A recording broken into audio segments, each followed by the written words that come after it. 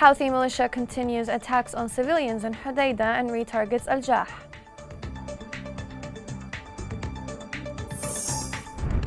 Government forces in resistance clear strategic sites in Al-Jawf.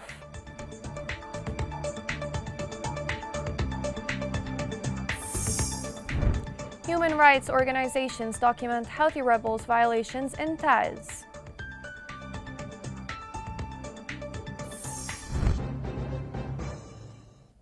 Welcome to Yemen Today TV. This is the English news with me, Shaza Abdelbey. In Al-Jawf, government forces backed by resistance cleared up new sites in Al-Qaif front in Bart al-Anan after fierce battles that resulted in death and injuries among the militia. The government forces and the popular resistance defeated the militia members in the northeast of Al-Jawf after the operations to liberate sites near Al-Khanjar. The northern Axis forces carried out today an attack on Al-Qaif fronts of Bart al-Anan, through which they regained a series of new sites that had been under the control of the Houthi militia for years. The surveillance and reconnaissance unit had drawn a map for the course of the attack, according to the militia's weak points. Fierce confrontations took place from the eastern and northern axis. The first penetration of units of the Axis forces was from the eastern side, after which the herds of the government forces penetrated towards the positions of the militia and took control of Kibian Mountains and Tibeb, which the Houthis were using as a fort. As for the northern side, battles continued as militia members were trying desperately to besiege government forces, but they ended between dead and injured, while the rest fled after fierce confrontations at the crossroads of the front positions. The ongoing directives ended with the killing of about 17 from the militia, the wounding of others, and the destruction of their truck and BMB vehicle. The heroes of the government forces and the resistance seized heavy and medium weapons left by the Houthi rebels before fleeing. The eruption of battles in Al-Jawf raises several questions about the date of liberation, which the observers believe is already late. The question would be, are the recent attempts enough to restore the city and defeat the rebels? In Hodeidah, joint forces thwarted an infiltration attempt by the Houthi militia in Tuhaita, south of the city. A military source said that the joint forces engaged in violent clashes with Houthi armed groups who tried to advance to front lines, thwarting and inflicting losses among them.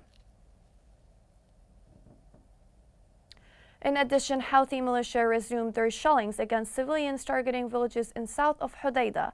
Local sources reported that the militia targeted villages in Al-Jah with artillery shells and various types of machine guns. Houthi attack was indiscriminate, causing panic and terror of innocent citizens. Also in Al-Hodeidah, at least 18 people were killed and injured when a Houthi armed vehicle crashed into another engine carrying citizens. The accident took place near Al-Mashand. Local sources pointed out that the militia armed vehicle was driving fast when crashed into another engine. This led to killing and injuring of passengers as well as the Houthis. On a different front, at least 15 Houthis were killed in an ambush by government forces in Al-Majah front west of Ma'rib. A military source said that the Houthi militia elements tried to penetrate, while the government forces managed to drive them back to target their point. Human rights organizations relieved that 70 violations by Houthi rebels were documented in Taiz during one single month. These violations took place amid security turbulence prevailing in the city. More on this story is within this report. Despite the hard living conditions because of war and the siege on Taiz city, people's suffering is getting worse, with the city experiencing humanitarian violations. The Information and Rehabilitation Center for Human Rights reported 70 cases of violations that affected civilians in the city during July. let alone the ongoing security chaos and the deprivation from basic services. The center's monitoring team documented the death of 8 civilians, 4 of whom were killed by the Houthi militia. 3 civilians were killed by unidentified gunmen, and 41 civilians were wounded by mines explosions planted by the Houthi militia. Further to the killings launched by the militia on residential neighborhoods and citizens' farms in separate areas has added to the complexity of the scene. The mess does not end here, as the team recorded 16 cases of violation of private property, where 2 houses were completely damaged, 3 were partially damaged, and 5 vehicles were damaged as a result of the bombing by the Houthi militia. Another house and vehicle were partially damaged by the bullets of an unidentified gunman, and the pharmacy was detonated with a grenade by an armed man. Statistics reveal the state of chaos that prevailing in the city has grown dramatically, in conjunction with armed groups in liberated areas practicing fiddling, seizing public and private properties, imposing extortion from merchants and citizens, provoking riots and armed confrontations. The city of Taiz is still in a miserable humanitarian situation as a result of the siege imposed on it by the Houthi militia on one hand, and the bitter reality of living due to the unstable security state in the city and the increased crime rate on the other. The war in Yemen has entered the 7th year, opening another sad chapter. While millions of Yemenis hope for an end to the fighting, but each disappointment seems to result in despair. The following report looks at what is happening in Yemen after these 7 mad years of the ongoing war.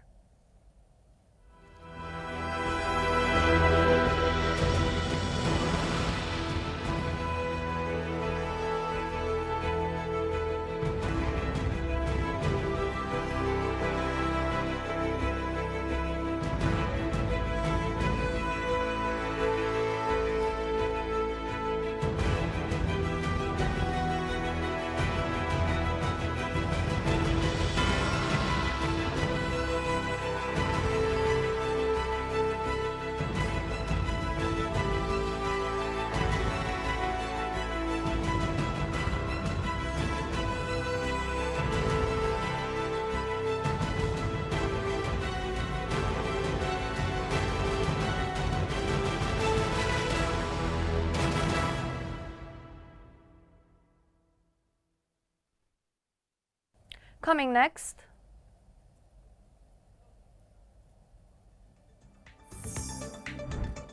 new school year amid deplorable economic situation makes it hard for families to cope.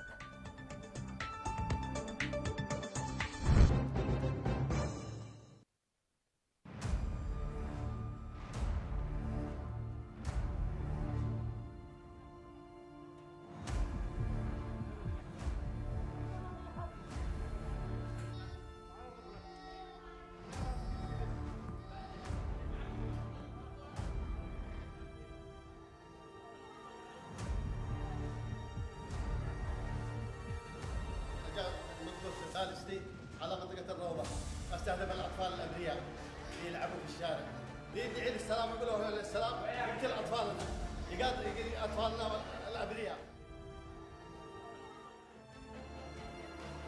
أنا قلت افتجعت ولا قلنا يقع واحد صاروخ ثاني، طلعت البيت حقنا. جالس أنا ألعب أنا وأصحابي والصاروخ انطرح.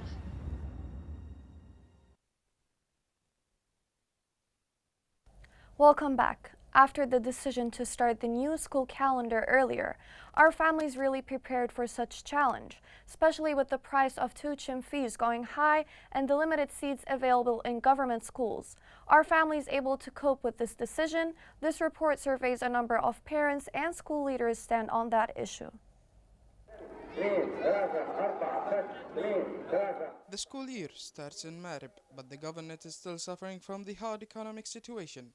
Parents are confronted with many economic hurdles, first of which the lower value of the rial and the rise in prices. All this comes with a rise in the fees at private schools, yet they try to cope. The schools lack equipment such as adequate seats for the students, especially in the government-run schools that face the problem of large classes. Muhammad is one of those mothers who strives hard to secure a seat for her 3 sons in a governmental school, after she was enabled to join them into a private one.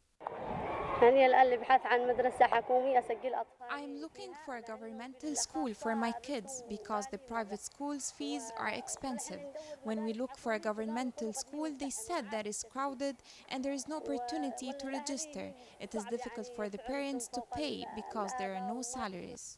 The pressure on government-run schools is increasing after private schools raised their fees by nearly 35% compared to last year. The governmental schools lack classes, books, along with educational staff. As to the numbers of students inside the class, they are crowded. There are 60 to 70 students in the single class. This year, the number is increasing because the students turn to the governmental schools after the private ones raised their fees. نحن طالبات مدرسة شهيد محمد هايل الصف التاسع نوجد ازدحام كثير بسبب عدد الطالبات. The class is crowded. There are no buildings. We want to have new schools.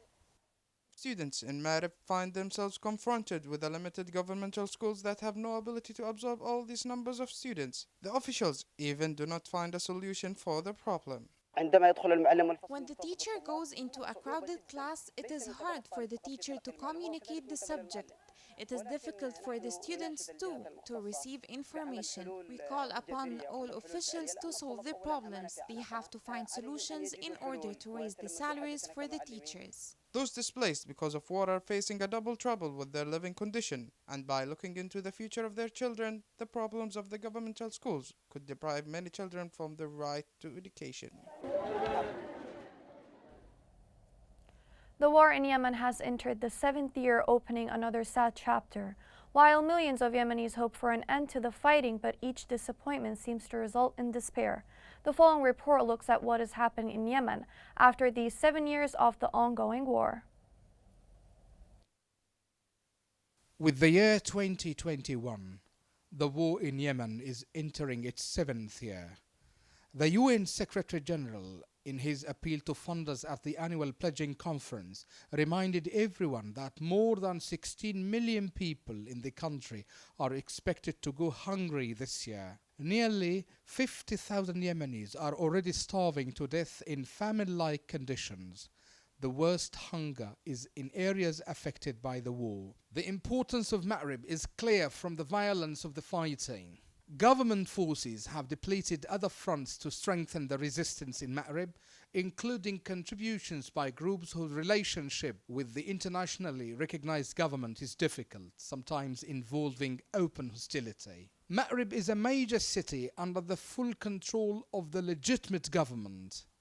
The Houthi rebels may opt to bypass the city to reach the oil production facilities and take control of the road linking Saudi Arabia with the nearby governorates of Shabwa and Hadramaut, which would then be within their reach. But taking Ma'rib would increase their strength in any possible future negotiations. Yemen has re-emerged in Western headlines in earliest days of Joe Biden's US presidency. On the 4th of February, when in his first foreign policy speech, Biden announced that the ending of the war in Yemen is a diplomatic priority to impose a ceasefire and restore long-dormant peace talks. The US would end all American support for offensive operations in the war in Yemen, including relevant arms sales, but would also continue to support and help Saudi Arabia defend its sovereignty and its territorial integrity and its people. The implementation of this policy is unclear at a time when the Houthi rebels are lobbing drones and missiles on Saudi Arabia almost daily. The US Special Envoy is now on his 4th trip to the region and is facing increasing criticism about his approach. Although fitting into Biden's overall policy of renewing US participation in international organizations, the Biden's administration's decision to operate within the framework imposed by the UN Security Council presents a major hurdle. The Security Council Resolution 2216 of April 2015 effectively demanded the Houthi rebels surrender and withdraw to their pre-2014 positions. Yet, since then, they have taken control of millions of people and large areas of the country, thus totally rejecting this demand. calls for the replacement of this resolution with a more realistic one, recognizing the reality on the ground have for years been widespread in civil society and among observers. Reading the ceasefire agreement confirms the Houthi rebels' assessment that it offers nothing new, as it repeats Resolution 2216 as the basis for negotiations. Furthermore, its proposal for reopening Sana'a airport and access to Hodeidah port are both conditional, contrary to Houthi demands for a full end to the blockade. Yet again, millions of long-suffering Yemenis hope for an end to the fighting, but each disappointment worsens despair. Yemeni seem to distrust of their leaders, whether military or political, national or foreign, has certainly been confirmed by events. In Aden, tens of vehicles lined up before petrol stations because of a severe fuel crisis. Truck drivers said that the petrol stations in different parts in Aden witnessed congestion due to lack of fuel, expecting the crisis will be hard in the coming days. The National Committee Against Coronavirus announced the registration of 25 new cases of the epidemic in 4 governorates. The committee said on Twitter that 11 cases were recorded in Hadramaut, 8 in Aden, 5 in Taz, and 1 in Shabwa. Also 4 deaths were documented, 3 in Hadramaut and 1 in Aden, plus 27 recorded cases, 22 in Aden, 3 in Lahj, and 2 in Hadramaut. With the current updates, the total confirmed cases are 7,372, including 1,411 deaths and 4,570 cases of recovery.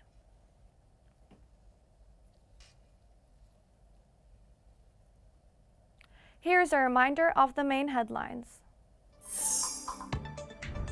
Houthi militia continue attacks on civilians in Hodeidah and retargets Al-Jah.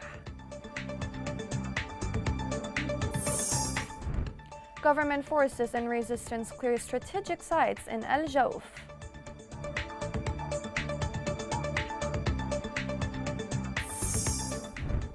Human rights organizations document Houthi rebels' violations in Taz.